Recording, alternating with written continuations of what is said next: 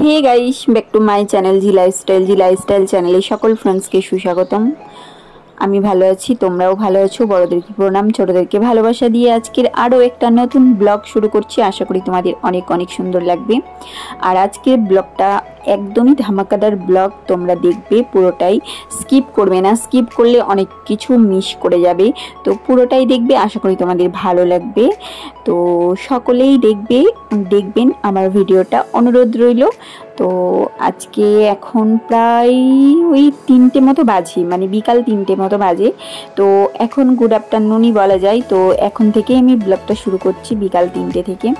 তো আমি আম কেটে নিলাম, কারণ আমের চাটনি হবে।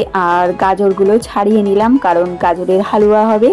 আর এদিকে দেখো ধনে পাতাগুলো আমি বেছে নিচ্ছি। তো এখন ধনে পাতাটা বেছে নিয়ে তারপরে চলে যাব রান্নাঘরে। আর এই যে দেখো দুধ আনা হয়েছে 4 প্যাকেট লিকুইড মিল্ক। তো এই মিল্কটা আমি এখন রান্নাঘরে নিয়ে যাব। তো প্রত্যেকটা প্যাকেট কেটে তারপরে আমি এটা গাজরের হালুয়া করা হবে এই মিল্কটা দিয়ে। তো দেখো আমার এখানে 2 কিলো মতো মিল্ক আছে। তো 2 কিলো মিল্ক আমি এখন প্যাকেট থেকে কেটে নিচ্ছি, মানে একটা প্যাকেট আধা কিলো করে। তো 4 প্যাকেটে মোট 2 কিলো। তো এখন দেখো এই হাঁড়িটার মধ্যে ঢেলে নিচ্ছি, কারণ এই হাঁড়িটাতেই দুধটা আমি গরম করব, তার জন্য দুধটা আমি এই হাঁড়িতেই ঢেলে নিচ্ছি। তো কিছুক্ষণ আগেই আনা হয়েছে, তারপরে ঠান্ডাটা একটু কাটিয়ে তারপরে এখন গরম করা হবে। তো এইভাবে আমি প্রত্যেকটা প্যাকেট থেকে দুধটা হাঁড়িতে ঢেলে নেব। তো হাঁড়ি থেকেই গরম করা হবে, এই হাঁড়ির মধ্যে গাজরের হালুয়াটা বানানো হবে। তো এটা ইচ্ছা আছে। তো আজকে কি বলো তো, আজকে ছোট্ট করে একটা পার্টি দেওয়া হবে। মানে আমাদের তো অ্যানিভার্সারি হয়ে গেছে 21 এপ্রিল। তো তারপরে অ্যানিভার্সারিটা মানে প্রথম দিন বাজার করে সেলিব্রেশন করেছিলাম, মানে শপিং করতে গেছিলাম অ্যানিভার্সারির যেদিন অ্যানিভার্সারি সেদিন। তো তারপরে একদিন ছোট্ট করে খাওয়া দাওয়াও হয়েছে। আর আজকে হবে কেক কাটিং, মানে আজকে অ্যানিভার্সারিটা একদম পুরো কেক কাটা হবে। তো কেক কাটাটা হয়নি, তার জন্য প্রায় 7 দিন পর, অ্যানিভার্সারি 7 দিন পর আজকে কেক কাটা হবে। তো কেক কাটবো, তার জন্য একটু তো খাওয়া দাওয়ারও আয়োজন করতে হবে, তার জন্য একটু খাওয়া দাওয়ার আয়োজন হবে। মানে কেক কাটিং হবে, সাথে একটু খাওয়া দাওয়ার আয়োজন হবে। তো বলতে পারো এটা অ্যানিভার্সারিরই সেলিব্রেশন। তো আজকের দিনটা আমরা অ্যানিভার্সারি সেলিব্রেশন করব, তার জন্য সব কিছু তোড়জোড় শুরু হয়ে গেছে। তো এদিকে দেখো দুধটা আমার 4 প্যাকেট দুধই ঢালা হয়ে গেছে, আর পুরো হাঁড়ি ভর্তি হয়ে গেছে। তো ভাবলাম এটার মধ্যে হবে না, তো পুরো হাঁড়ি ভর্তি হয়ে গেছে বলে ওটার মধ্যে হবে না। তার জন্য আমি একটা বড় জায়গা নিয়ে নিয়েছি, বড় ডেচকি নিয়ে নিয়েছি। এই ডেচকির মধ্যে আমি দুধটা গরম করব, তাহলে কি সুবিধা হবে। আর হাঁড়িতে একদমই ছোট, তো পড়ে যেতে পারে। তো দেখো দুধটা আমি একবার গরম করে রেখে দিয়েছিলাম, তো সর পড়ে গেছে। তো আবার দেখো দুধটা আমি গরম করতে বসিয়ে দিয়েছি, কারণ গাজরের ওদিকে আমার গাজরগুলো কাটতে হবে, কাটতে কাটতে আরেকটু দুধটা ঘন হয়ে যাবে। আর এদিকে আমি বসিয়ে দিয়েছি দেখো আমের চাটনি। তো আমের চাটনিটা বসিয়ে দিলাম। তো এদিকে হবে আমের চাটনি, আর ওদিকে গাজরের হালুয়া। তো ওই দিকে 2 পর এখন রান্না করে নেব। তারপরে মাটন রান্না হবে। তো মাটন এসে গেছে, তো 3 কিলো মতো মাটন এসে গেছে। তো মাটন রান্না হবে। তো দেখো চাটনিটা আমি গুড় দিয়ে দিয়েছি, মানে গুড় দিয়ে চাটনি করেছি। আমের চাটনি তো গুড় দিয়ে করলে কি বলো তো, কালারটা খুব সুন্দর হয়, আর খেতেও ভালো হয়। চিনি দিয়ে কালারটা এত ভালো হয় না, তো তার জন্য গুড় দিয়ে আমের চাটনি বানিয়ে নিলাম। তো দেখো, আর এদিকের গুড়গুলো খুব ভালো খেতে, আমাদের ওদিকের গুড়গুলো অত ভালো হয় না। তো এটাই একটা ভালো লাগে যে এদিকের গুড় একদম ফ্রেশ, খুব ভালো। তো তোমাদেরকে তো আমি দেখাই, গোল গোল ডাব পাওয়া যায় এখানকার গুড়গুলো। তো এইরকমই গুড়। তো ফাইনালি আমার আমের চাটনি কমপ্লিট। তো এবার দেখো তেল দিয়ে দিলাম কড়াইয়ে। আর এদিকে দেখো গাজরগুলো গ্রেট করা হয়ে গেছে, কি ওয়াও লাগছে গাজরগুলো গ্রেট করার পর। তো এবার দেখো তেল দিয়ে দেওয়ার পরে গাজরটা আমি একটু ভেজে নিব। প্রথমে আমি তেল দিয়ে দিয়েছিলাম বেশি করে, তো বেশি করে তেল দেওয়ার পরে গাজরটা আমি ভেজে নেব। তারপরে যখন গাজরটা আমার ভাজা হয়ে যাবে, তারপরে ওপর থেকে ঘি ছড়িয়ে দিয়ে অল্প 1বার 2বার নাড়িয়ে চাড়িয়ে নেব, কারণ প্রথম থেকে ঘি দিলে না ঘিটা উড়ে যায়, মানে উবে যায়, ঘিটা থাকে না, বা ঘিয়ের টেস্টটাও পাওয়া যায় না। তার জন্য ভাজতে ভাজতে লাস্টের দিকে আমি ঘি, তারপরে কিশমিশ কাজুটা দিয়েছিলাম। আর এদিকে দেখো গাজরটা আমার ভাজা হয়ে গেছে। এখন দেখো দুধের মধ্যে দিয়ে দিচ্ছি, আর 2 কিলো দুধ আছে। 2 কিলো দুধে এই গাজরটা আমি অ্যাড করে দিলাম। তারপরে এখন এটা ফুটতে থাকবে, ঘন হবে, তারপরে আমি এটাকে মানে এই রান্নাটা আমার কমপ্লিট হবে। আর গাজরের হালুয়া তো মানে এত দুধ দিয়ে বানিয়েছি, তো খেতে খুব সুন্দর হয়েছিল, একদম ক্ষীরের মতো খেতে হয়েছিল, খুব ভালো হয়েছিল খেতে। তো এখন দেখো গাজরটা আমি দিয়ে দিচ্ছি, আর কালারটা দেখো কি সুন্দর এসেছে। মানে গাজরের যে এত সুন্দর কালার, মানে বুঝতেই পারতাম না আজকে, মানে গাজরের হালুয়া করতে গিয়ে বুঝতে পারলাম। দেখো হালুয়ার মানে দুধের ওপরে দিয়েছে, আর কালারটা দেখো কি সুন্দর হয়েছে, মনে হচ্ছে যেন হলুদ দিয়েছি। আর এদিকে দেখো মাটনটা ধোয়া হচ্ছে। তো মাটন এসছে 3 কিলোর মতো। তো এখন এবার মাটনটা ধুয়ে নেবো ভালো করে। তো এখন ভালো করে ধুয়ে নেওয়া হচ্ছে মাটনটা। তো দেখো ফাইনালি অনেকটাই ধোয়া হয়ে গেছে। আর এদিকে দেখো দুধ আর গাজর একসাথে মিশিয়ে দিয়েছি, এখন ফুটছে, ঘন হয়নি, এখনো অনেক পাতলা আছে। তো এটা ঘন হবে, তারপরে এটা কমপ্লিট হয়ে যাবে। মিষ্টি দিয়ে দেবো, আর একটু দেখো এলাচ, লবঙ্গ, দারচিনি এগুলোও একটু করে দিয়ে দিয়েছি। তো ফাইনালি ওদিকে আমার গাজরের হালুয়া এখনও হচ্ছে, যেহেতু দুধটা এখনও ঘন হতে হবে। আর এদিকে কি বলতো মাটন রান্না করতে হবে, তার জন্য দেখো মাটনের এটা ফোড়ন দিয়ে দিয়েছি, শুকনো লঙ্কা, তেজপাতা, গোটা গরম মশলা সমস্ত কিছু দিয়ে এবার আমি পেঁয়াজ দিয়ে দিচ্ছি। কারণ পেঁয়াজটা এক কড়াই হয়েছে, মানে এই ছোট কড়াইয়ে 1 কড়াই পেঁয়াজ। তো পেঁয়াজটা আর আদা রসুন পেস্ট আমি একটু ভালো করে এখানে আর কি ভেজে নেব। তো ভেজে টেজে নিয়ে তারপরে আমি ডেচকির মধ্যে মাটনটা রান্না করব। কারণ এই ছোট কড়াইয়ে তো অতটা মটন রান্না হবে না, এই কড়াইয়ে মোটামুটি 500 মতো মাটন রান্না হয়, তার বেশি হবে না। 500 মাটন 500 চিকেন, তো 500 অবধি হয়, তার বেশি আর হয় না। তো এদিকে দেখো পেঁয়াজটা ভাজতে দিয়ে দিলাম, 1 কড়াই পেঁয়াজ হয়ে গেছে। আর এদিকে দেখো মাটনটা ধুয়ে রাখা আছে, একদম জল ঝরে যাচ্ছে মাটনটা। তো মাটনটা সুন্দর করে ধুয়ে দিলাম, ধুয়ে দিয়ে জল ঝরছে। আর এদিকে দেখো পেঁয়াজটা আমি এখনও মানে পেঁয়াজটা একটু তো লাল লাল হবে, কমে আসবে, তো অনেকটাই কমে এসছে, আরও কমে আসবে। তারপরে আমি পেঁয়াজটা ভাজা হয়ে গেলেই অন্য পাত্রে, বড় পাত্রে আমি ট্রান্সফার করে দেবো। তো এটাই আমার ইচ্ছা আছে। আর এদিকে গাজরের হালুয়াটা হতে অনেকটাই সময় লেগেছিল, কারণ অতটা দুধ ছিল, তো দুধটা ঘন হতে অনেক সময় লেগে গেছিলো। তো এদিকে আমার রান্নাবান্না চলছে। প্রথম আমার রান্না হয়েছে 1 পদ আমের চাটনি হয়ে গেছে, তারপরে হবে আমার গাজরের হালুয়া, তারপরে হবে মাটন, তারপরে দেখা যাক আর কি করা যায়। তো এদিকে দেখো পেঁয়াজটা আমার অনেকটাই ভাজা হয়ে গেছে, 50% মতো। তো এবার আমি বড় পাত্রে ট্রান্সফার করে দিচ্ছি পেঁয়াজটা, কারণ ছোট কড়াইয়ে তো এবার মাটনটা হবে না। তো পেঁয়াজটা দিয়ে দেওয়ার পর এবার মাটন দিয়ে দেবো। মাটন দিয়ে তারপরে অনেকক্ষণ ধরে নাড়িয়ে কষিয়ে মাটনটা আমি রান্না করব সুন্দর করে, আমার মনের মতো করে।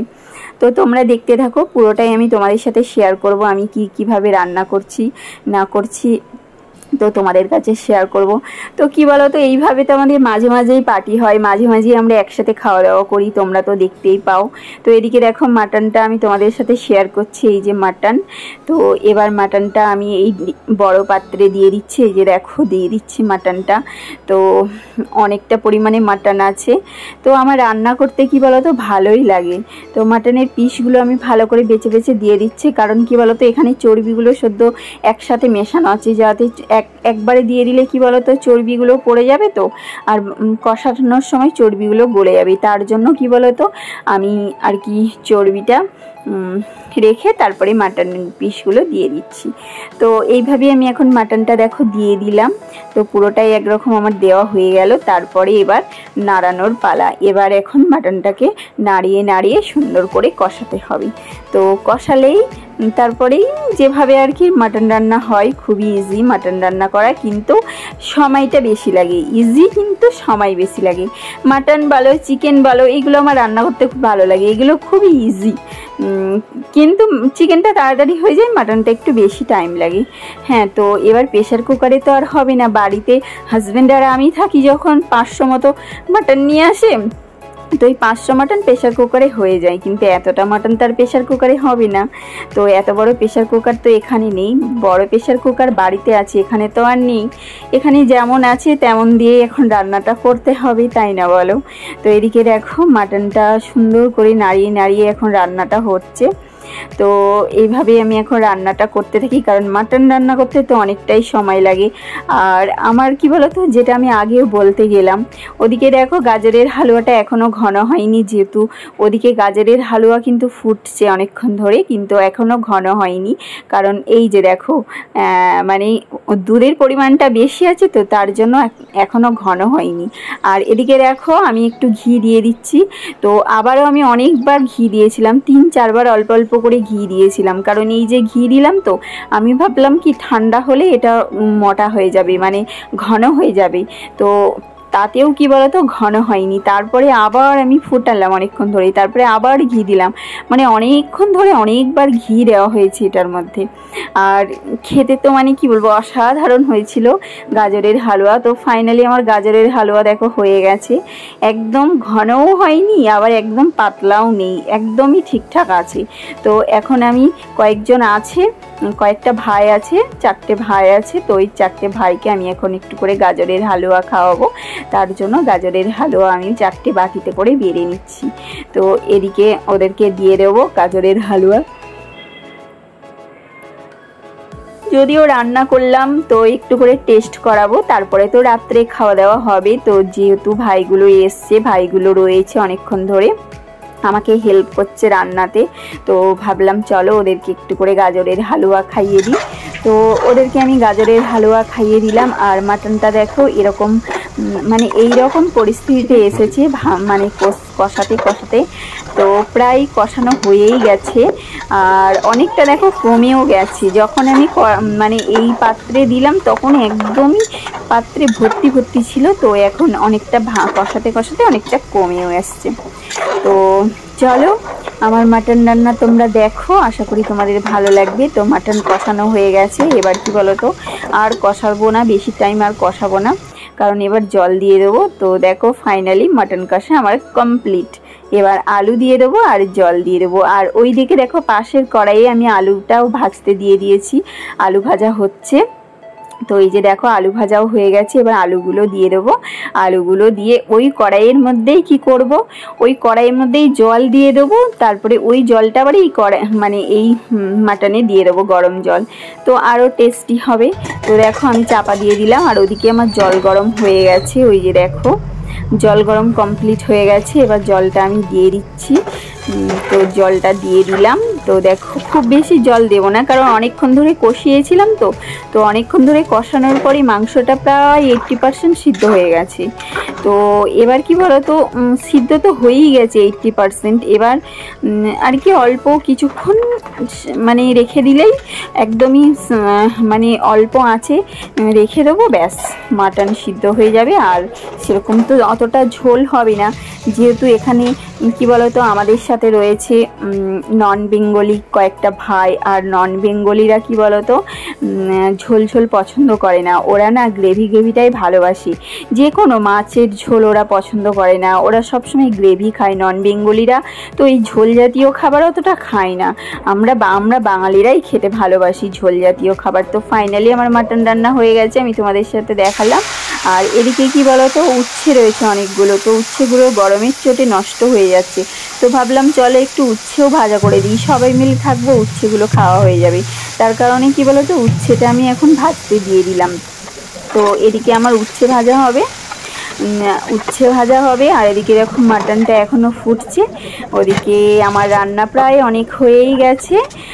প্রথমে রান্না করলাম আমের চাটনি, তারপরে হলো গাজরের হালুয়া, আর এইদিকে দেখো মাটন কি সুন্দর ফুটছে, দেখো দেখো আর কি সুন্দর দেখতে হয়েছে। হ্যাঁ, তো আজকে সত্যি কথা বলতে আজকে সব রান্নাগুলো আমি নিজে একা হাতেই করেছি। তো হাজব্যান্ড থাকলে কি বলতো, হাজব্যান্ড করে, আমি ওকে হেল্প করি বা দুজনে মিলে হেল্প করি। তো আজকে পুরো রান্নাগুলো আমিই করেছি। তো খুব ভালো হয়েছিল খেতে, মাটনটা সবাই খেয়েছে, তো সবাই বলছে যে খুব ভালো হয়েছিল খেতে। তো লাস্টে দেখো ধনিয়া পাতাটা দিয়ে দিচ্ছি। তো ধনিয়া পাতাটা দিয়ে এবার চাপা দিয়ে দেবো আর গ্যাসটা অফ করে দেবো। এবার আমার মাটনটা মোটামুটি হয়েই গেছে, আর ফোটানোর কোনো প্রয়োজন নেই, কারণ অনেকক্ষণ ধরে রান্না হচ্ছে, এখন ফাইনালি হয়ে গেছে। তো ওদিকে আমার মাটন হয়ে গেছে, দেখো মাটনের গ্যাসও অফ করে দিয়েছি, এবার আমি চাপা দিয়ে রেখে দেবো। আর এইদিকে দেখো উচ্ছে ভাজাটা হচ্ছে, কারণ উচ্ছেগুলো আমি আগেই বললাম যে অনেকগুলো উচ্ছে আছে, তো উচ্ছেগুলো গরমের চোটে খারাপ হয়ে যাচ্ছে, তো ভাবলাম চলো সবাই মিলে আছি উচ্ছেগুলো খাওয়া হয়ে যাবে। তো এখন উচ্ছেটাও আমি ভেজে নিচ্ছি। তো উচ্ছেও ভাজা আমার প্রায় মোটামুটি হয়েই গেছে। তো আমি সেই রান্না করছি দুপুর 3টে থেকে, মানে দুপুরবেলা 3টে থেকে আমি শুরু করেছি কাটাকাটি, তারপরে এই সমস্ত কিছু। আর ভাইগুলো কয়েকটা ভাই ছিল, ওরা অনেকটাই হেল্প করে দিয়েছে। ওরা কি বলতো, মাটনের আদা রসুন পেঁয়াজ এই মাটনের দিকটা ওরা আমাকে হেল্প করে দিয়েছিল, আর বাকিটা সব আমি নিজেই করেছি। ফাইনালি আমার উচ্ছে ভাজা হয়ে গেছে। তো এদিকে উচ্ছে ভাজা হয়ে গেছে, এদিকে লাস্ট রান্না হচ্ছে পাঁপড় ভাজা, এটাই আমার লাস্ট রান্না। তো এখন তো অনেকটাই সন্ধ্যা হয়ে গেছে, তো দেখো এখন পাঁপড় ভাজা করে নিচ্ছে। এখন প্রায় 7:30 এরকম বাজে, এটাই আমার লাস্ট রান্না। তো প্রচুর গরম করছে, আর এদিকে গরমও লাগছে রান্না করতে এসে। তো এদিকে দেখো আমি পাঁপড় ভাজাগুলোও ভেজে নিলাম, অনেকগুলো পাঁপড় ভেজে নিলাম, প্রায় 1 প্যাকেট পাঁপড়ই আমি ভেজে নিলাম। তো এই যে দেখো পাঁপড় ভাজাও আমার হয়ে গেল। তো ফাইনালি আমার রান্না কমপ্লিট। এদিকে দেখো গাজরের হালুয়াটা তো খাওয়া হয়েছে, সবাই খেয়েছি আমরা। তো অনেকটা বানিয়েছিলাম। তো এদিকে গাজরের হালুয়া, আমের চাটনি, আর হালুয়াটা দেখো কি সুন্দর দেখতে হয়েছে। আর খেতে তো মানে কি বলবো, ক্ষীর খেতে হয়েছিল, মনে হচ্ছিল যেন কি ক্ষীর খাচ্ছি। আর এদিকে উচ্ছে ভাজা, পাঁপড় ভাজা, আর ভাতটা রয়েছে নিচতে। আর এদিকে মাটনটা ওই গ্যাস ওভেনেই রাখা আছে। এই যে দেখো ফাইনালি মাটনটা এখানেই রাখা আছে, মানে গ্যাস ওভেনেরতেই রাখা আছে, এক জায়গায় নিয়ে যাওয়া হয়নি, কারণ গরম তো, আর এতটা পরিমাণে এত বড় জায়গায় এতটা পরিমাণ, তো তার জন্য আর মানে নিয়ে যাওয়া হয়নি। তো দেখো মাটনটা একদম খুবই সুন্দর হয়েছে। তো আজকে আমার অনেক ভালো লাগছে যে এত কিছু রান্না করে আমি এতজনকে খাওয়াতে পারলাম নিজের হাতে রান্না করে, এর থেকে বড় আনন্দের আর হয় না, তাই না বলো? তো এদিকে দেখো ফাইনালি আমাদের কেক চলে এসছে, অ্যানিভার্সারির কেক কাটিং হবে এখন, তার জন্য কেকটাও চলে এসছে। আর দেখো সবাই চলে এসছে। তো এবার আমাদের ফাইনালি কেক কাটা হবে। তো তার জন্য একটু রেডি হয়ে নিলাম, রান্না বান্না সেরে দেখো রেডি হয়ে নিলাম। আমি একটা নতুন ড্রেস পরে নিয়েছি। এদিকে হাজবেন্ড অতটা সাজেনি, মানে ও নর্মাল যেরকম একটা গেঞ্জি পরে নিয়েছে, জাস্ট ও কিছু সাজেনি, কিন্তু আমি একটু সেজে টেজে সুন্দর করে রেডি হয়ে নিয়েছি। আর এদিকে দেখো ছবি তুলছি, কত সুন্দর করে ছবি তুলছি, আর সবাই আমাদের ছবি তুলছে। আর আমাদেরকে না একটু সেলিব্রিটি লাগছে, জানো তো। তো আমার এখন অ্যানিভার্সারির কেক কাটিং হচ্ছে।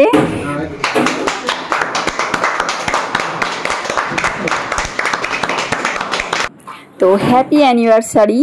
তো আমরা খুবই হ্যাপি, আমাদের মানে কি বলবো, আমরা হাজব্যান্ড ওয়াইফ খুবই হ্যাপি থাকি, খুবই আনন্দে থাকি, খুবই মানে আনন্দে দিন যাপন করি। তো এইভাবেই যেন আমরা বাকি দিনগুলো যেন এইভাবেই আনন্দ করে আমরা কাটাতে পারি, তোমাদের আশীর্বাদে, তোমরা আশীর্বাদ করো। তো এইভাবেই আমরা হাসি মজার মধ্য দিয়ে দিনগুলো পার করতে পারি, এটাই আশীর্বাদ করো। তো আমাদের অ্যানিভার্সারির কেক কাটিং হয়ে গেল, তারপরে কেক খাওয়া দাওয়াও কমপ্লিট হয়ে গেল। তো এবার আমাদের খাওয়া দাওয়া শুরু হয়ে গেছে। তো দেখো এখন খাওয়া দাওয়ার জন্য পাতা পরিবেশন করা হচ্ছে, ভাত পরিবেশন করা হচ্ছে, ওই যে ভাত দেওয়া হচ্ছে, এই যে একটা দাদা পরিবেশন করে দিচ্ছে। তো আমার খুবই ভালো লাগছে যে আমি এতগুলো মানুষের রান্না করি, একা হাতে এতগুলো মানুষকে রান্না করে যে আমি খাওয়াতে পারলাম। তারপরে খুবই আনন্দ করে কেক কাটিং থেকে শুরু করে মানে সমস্ত কিছু খুবই আনন্দ করে মানে দিনটা পার করতে পারলাম। মানে আমার খুবই ভালো লাগছে, মানে এত ভালো লাগছে যে তোমাদেরকে আমি কি বলবো। তো আমার অনেক আনন্দ হচ্ছিল, অনেক ভালো লেগেছে। তো এখন তো চলছে খাওয়া দাওয়ার পর্ব। তো দেখো এখন ভাতটা পরিবেশন করা হচ্ছে। তো এইভাবেই আমাদের দিনগুলো গেল। কি বলো তো, একদিনে সব কিছু হয়ে ওঠে না, কারণ সানডে ছাড়া তো সময় থাকে না, কাজে ব্যস্ত থাকে। তো সানডের দিন একটু কাজটা কম থাকে, তার জন্য কি বলো তো সানডেতেই সমস্ত কিছু করা মানে হয়। কি বলতো, সেই আমাদের যেদিন অ্যানিভার্সারি ছিল সেদিন সানডে ছিল, মানে আগের সানডে, আর আজকের দিনও ছিল সানডে। তো কি বলতো, আগের সানডের দিন আমরা শপিং করতে গেছিলাম, একটু এনজয় করেছিলাম অ্যানিভার্সারি উপলক্ষে। আর এই সানডেতে একটু সেলিব্রেশন হলো, কেক টেক কাটিং করে। তো এই আর কি, এই ছোট্ট মতো একটু আয়োজন, ছোট্ট মতো একটু পার্টি, আর একটু এর মধ্যেই কি বলতো, এই ছোট্টখাট্ট আনন্দের মধ্যেই প্রচুর আনন্দ লুকিয়ে থাকে, যেটা মানে কি বলবো, ভাষায় বোঝানো যায় না। মানে এত আনন্দ ফিল হয় যে মানে কি বলবো, কোনো ভাষা দিয়ে আমি তোমাদেরকে বোঝাতে পারবো না যে এই ছোট্টখাট্ট অনুষ্ঠানের মধ্যে, ছোট্ট মতো পার্টির মধ্যে যে কত আনন্দ আছে, কি যে বলবো। মানে খুবই আনন্দে থাকি এখানে আমরা, মানে সবাই মিলে আনন্দ করি, এনজয় করি, সবাই মিলে একসাথে খাওয়া দাওয়া, মাঝে মাঝেই তো হয় একসাথে খাওয়া দাওয়া। অ্যানিভার্সারি উপলক্ষে আগেও একদিন আমাদের খাওয়া দাওয়া হয়েছে, কিন্তু আজকেও আবার কেক কাটিং হলো যেহেতু, সেই উপলক্ষে আজকেও আবার একটু খাওয়া দাওয়ার আয়োজন, ব্যবস্থা, এই সমস্ত কিছু করা হয়েছে। তো খুবই ভালো লাগে, খুবই আনন্দ লাগে, সবাই মিলে আমরা আনন্দ করি, মজা করি, মানে এত ভালো লাগে আমাদের, কি বলবো আর তোমাদেরকে। তো এই আর কি, আজকের দিনটা খুবই আনন্দ করে মজা করে কাটালাম। তো আমি দেখো একটু ওদের সাথে ইয়ার্কি করে নিচ্ছি, একটু মজা করে নিচ্ছি সবার সাথে। তো সবাই খুবই ভালো, মানে এখানে যতগুলো মানুষ আছে মানে সবই আমার ভাই হয় সম্পর্কে, সবাই খুব ভালো। তো সবাই মিলে এখন খাওয়া দাওয়া চলছে। তো আর কি আর বলবো, এবার ভিডিওটা এন্ড করতে হবে। তো আজকের আমাদের অ্যানিভার্সারির কেক কাটিং সেলিব্রেশন তোমাদের কেমন লাগলো অতি অবশ্যই তোমরা কমেন্ট করে জানিও। যদিও এক সপ্তাহ পিছিয়ে হলো সেলিব্রেশনটা, কিন্তু কাজের জন্য পিছাতে হলো, কারণ সানডে ছাড়া না এগুলো হয় না। তো কেমন লাগলো অতি অবশ্যই কমেন্ট করে জানিও। আমাদের তো খুবই ভালো লেগেছে, আমরা তো খুবই এনজয় করেছি, কিন্তু তোমাদের কেমন লাগলো, মানে আমাদের এনজয়টা তোমাদের দেখতে কেমন লাগলো অতি অবশ্যই জানিও। তো চলো এবার ভিডিওটা এন্ড করে দিই। তো ভালো লাগলে লাইক, কমেন্ট, শেয়ার করে দিও, সাবস্ক্রাইব করে দিও। আবারও ফিরে আসবো আগামীকাল নতুন আরেকটা ব্লগ নিয়ে। তো এইভাবেই তোমরাও আমাদের মতো আনন্দ করে দিনগুলো পার করো, দেখবে খুবই ভালো লাগবে। এর মতো আনন্দ আর কোথাও পাওয়া যায় না। তো সকলকে tata, bye bye, good night.